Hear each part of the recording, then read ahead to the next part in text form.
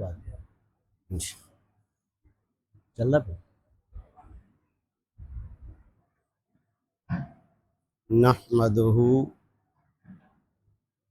ونصلی ونسلم علی رسولہ خاتم الانبیاء والمرسلین جد الحسن والحسین اما بعد فاعوذ باللہ من الشیطان الرجیم بسم اللہ الرحمن الرحیم قالت یا ویلتا أألد وأنا عجوز وهذا بعلي شيخا إن هذا لشيء عجيب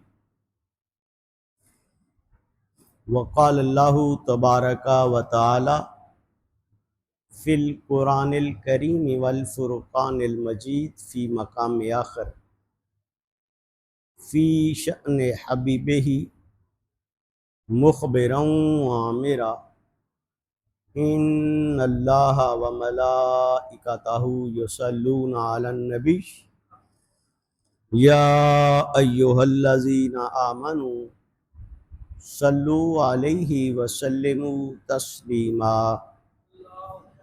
اللہم صلی علی سیدنا و مولانا محمد وعلی آلہ و اصحابہ اجمعین الصلاۃ والسلام علیک یا سیدی یا رسول اللہ وعلی آلک و اصحابک یا حبیب اللہ۔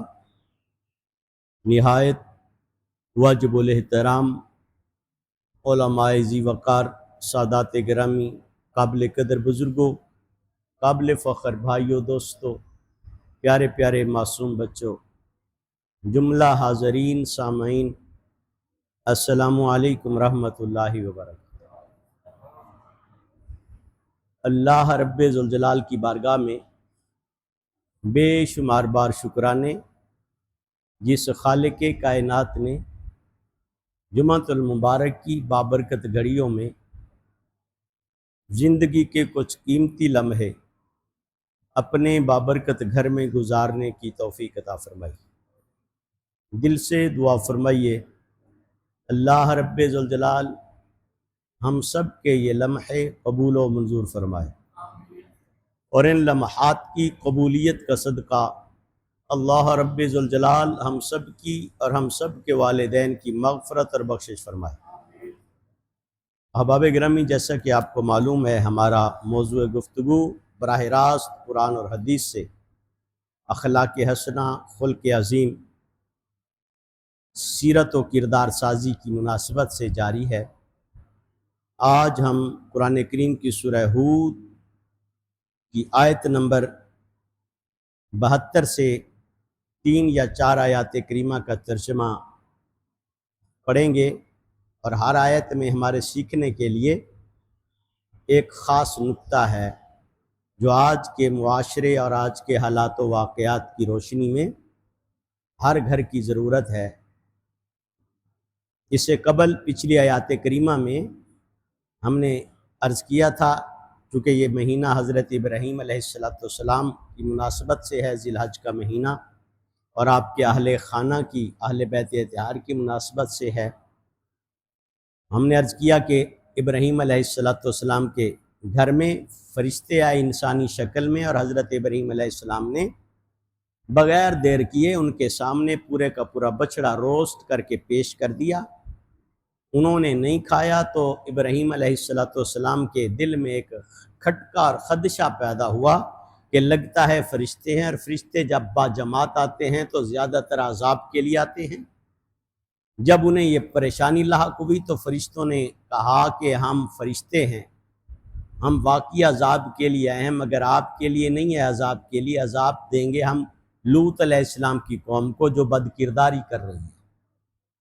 یہ ساری باتیں حضرت ابراہیم علیہ السلام کی زوجہ محترمہ سیدہ حضرت سارہ سلام اللہ علیہا آپ سن رہی تھیں، تو آپ کو پھر انہوں نے فرشتوں نے بشارت دی کہ ہم آپ کو بشارت دیتے ہیں، چونکہ آپ خاطر تواضع اور مہمان نوازی کرنے میں آپ نے مدد کی ہے، حضرت ابراہیم علیہ السلام کی خدمت کی ہے، تو آپ کو بشارت دیتے ہیں اللہ تعالیٰ آپ کو ایک پاکیزہ بیٹا دے گا، اور اس کا نام اسحاق ہوگا، وہ بھی نبی ہوگا۔ پھر اس کے بعد ایک اور بیٹا اللہ تعالیٰ عطا فرمائے گا، اس کا نام یعقوب ہوگا، وہ بھی نبی ہوگا۔ یہ بشارت ملی، وہ خوش ہو گئیں، اور خوش ہو کر تھوڑا سا انہیں حیرت اور حیرانگی بھی ہوئی انہیں، کیونکہ حضرت ابراہیم علیہ السلام بھی عمر رسیدہ تھے اس وقت، اور سیدہ سارہ علیہ السلام آپ کی بھی عمر کافی ہو چکی تھی۔ قالت، سیدہ سارہ نے اس وقت جو کلام کیا اللہ تعالیٰ نے اس کو قرآن بنا دیا۔ قالت، وہ عرض کرنے لگی، یا ویلتا، ہائے، حیرانی کی بات ہے، ہائے، واقعی آلدو، میرا بچہ ہوگا، میرے پیٹ سے کسی کی ولادت ہوگی اس عمر میں؟ بڑی حیرانی کی بات ہے، بڑی حیرت کی بات ہے۔ وانا عجوز، میں تو اب بوڑھی ہو گئی ہوں، اب تو میری امید ہی ختم ہو چکی ہے۔ وہذا بعلی شیخا، اور میرے جو سرتاج ہیں حضرت ابراہیم علیہ السلام، وہ بھی اب جوان نہیں رہے، وہ بھی اب شیخ بن چکے ہیں، بزرگ ہو چکے ہیں، تو یہ کیسے ہو جائے گا؟ ان ھذا لشیء عجیب، واقعی یہ بڑی حیرانگی کی بات ہے۔ قالوا، فرشتوں نے عرض کی، اتعجبین من امر اللہ، کیا آپ اللہ تعالیٰ کے حکم سے تعجب کر رہی ہیں؟ آپ کو حیرت ہو رہی ہے کہ اللہ تعالیٰ کے لیے معاملہ کیسا ہے؟ اللہ تعالیٰ کے لیے کچھ مشکل؟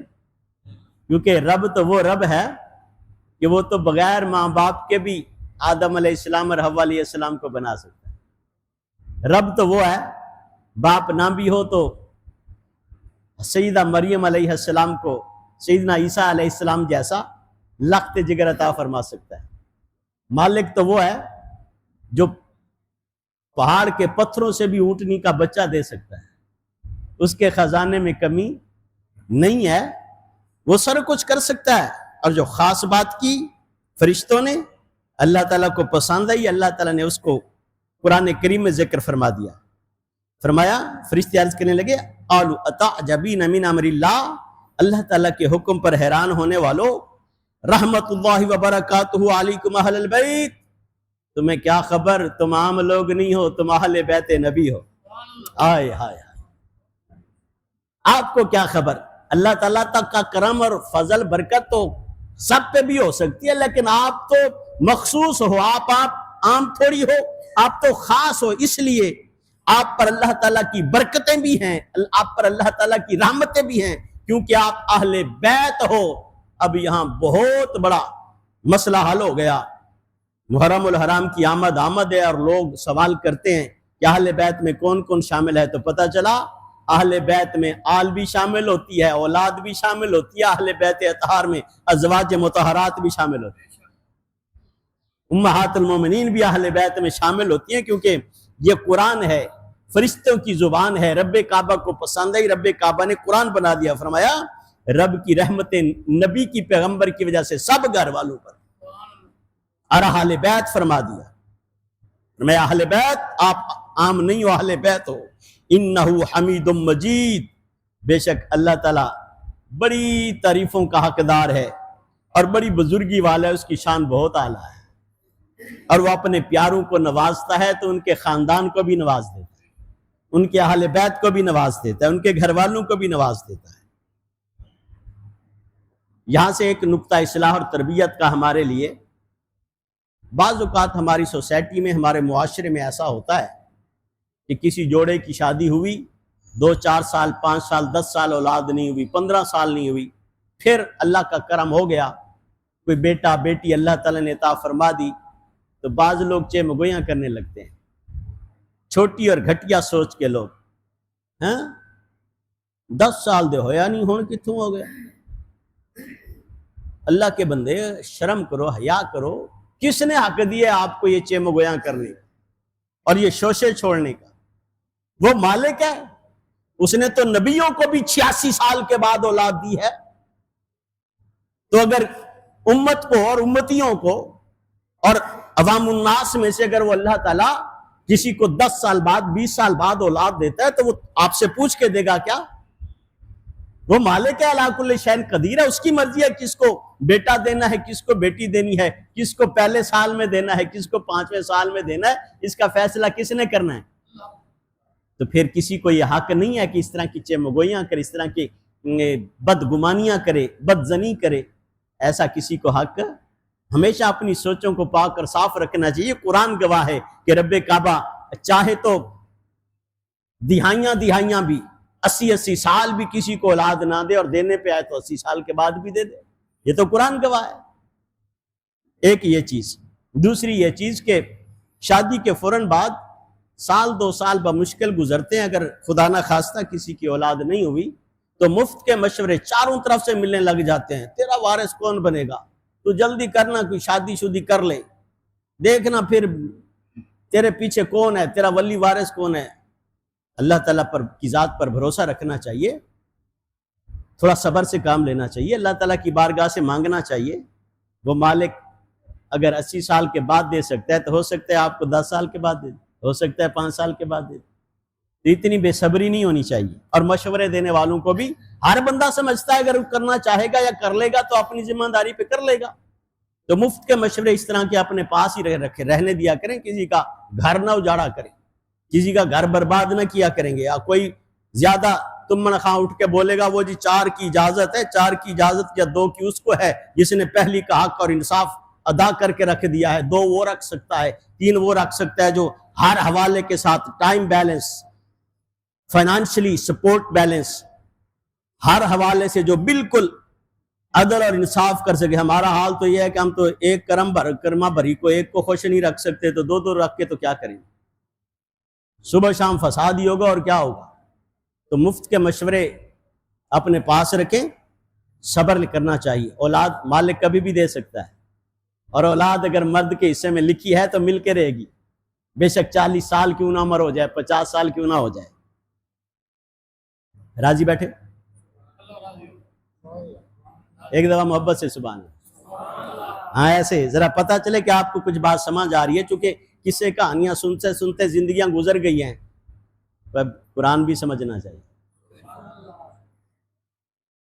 اگلی بات بڑی خاص ہے آج کے حالات و واقعات، بالخصوص نوجوان نسل. یہ ریکارڈنگ ہو رہی ہے اور یہ میسج پوری دنیا میں جائے گا، اور اس کی آج کے دور میں بہت زیادہ ضرورت ہے، بہت زیادہ. میں اس کی بتاتا ہوں آپ کو. اگلی بات آیت نمبر 74 سورہ ہود پارہ نمبر 12. رب کعبہ نے قرآن کریم میں ارشاد فرمایا فَلَمَّا ذَهَبَ عَنْ إِبْرَاهِيمَ الرَّوْعُ،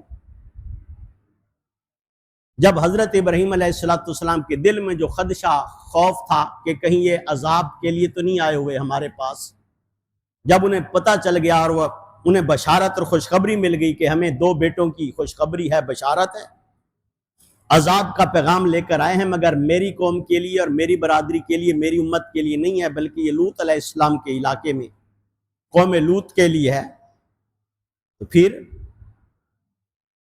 انہوں نے ایک کام کیا، یہ قابل توجہ بات ہے.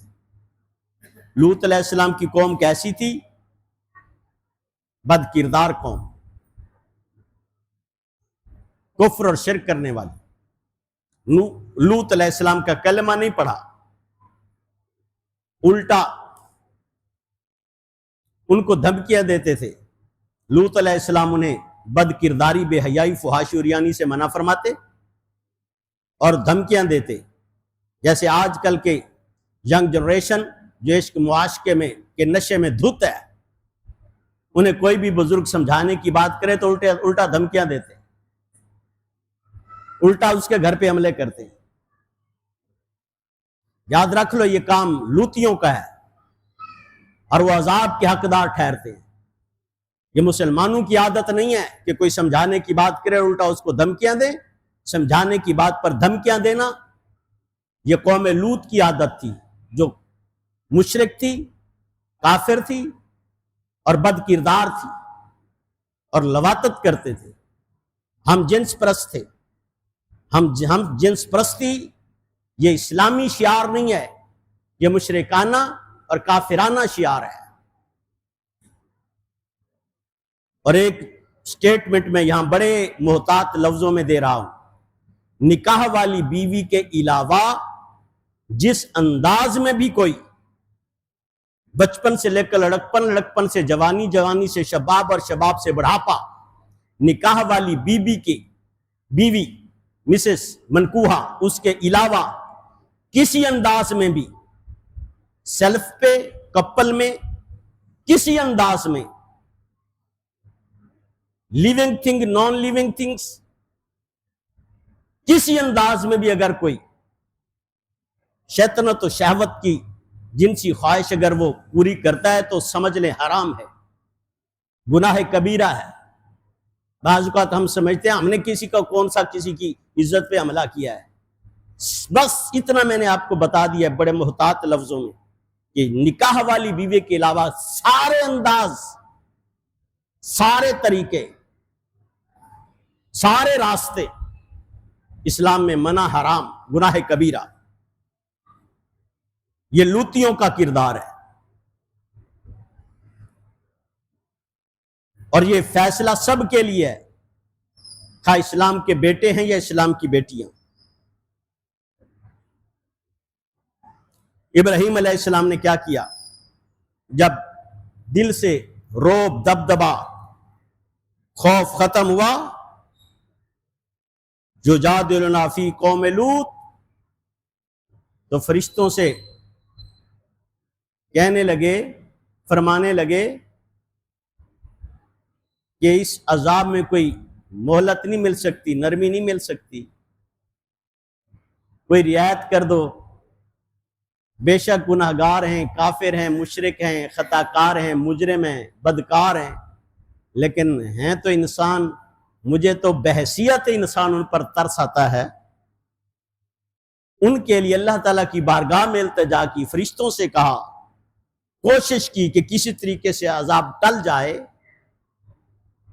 پتا تھا یہ جو مجرم ہیں، گناہگار ہیں، خطا کار ہیں، نبی کو دھمکی دیتے ہیں، ظلم و تشدد کرتے ہیں، دھونس کے عادی ہیں، اور فحاشی ریانی بے حیائی میں ہر حد پار کر چکے ہیں، یہ سب کچھ معلوم تھا۔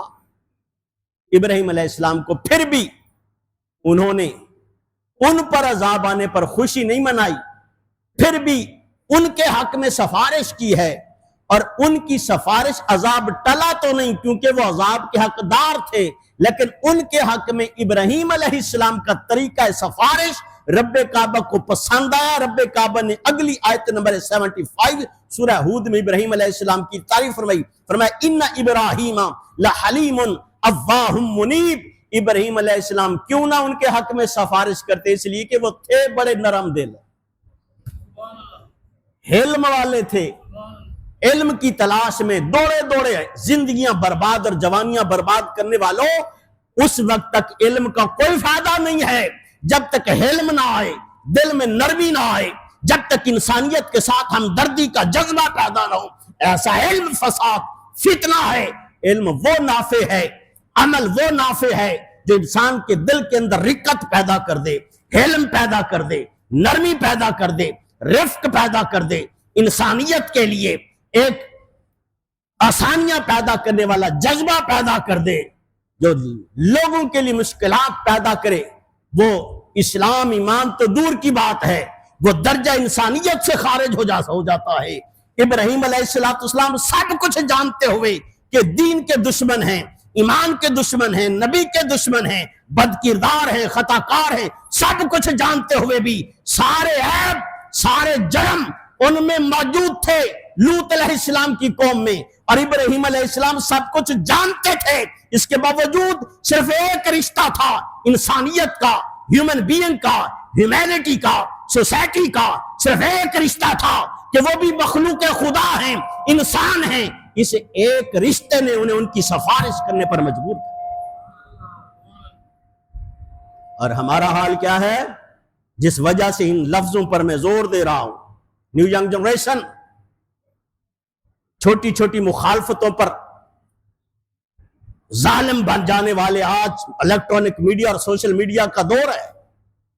ایسی ویڈیوز جب نظروں کے سامنے سے گزرتی ہیں تو دل پارا پارا ہو جاتا ہے، جگر چھلنی چھلنی ہو جاتا ہے، جسم ریزہ ریزہ ہو جاتا ہے کہ جو اجتماعی تشدد کی ویڈیوز ہم دیکھ رہے ہیں اس معاشرے میں، اس سوسائٹی میں.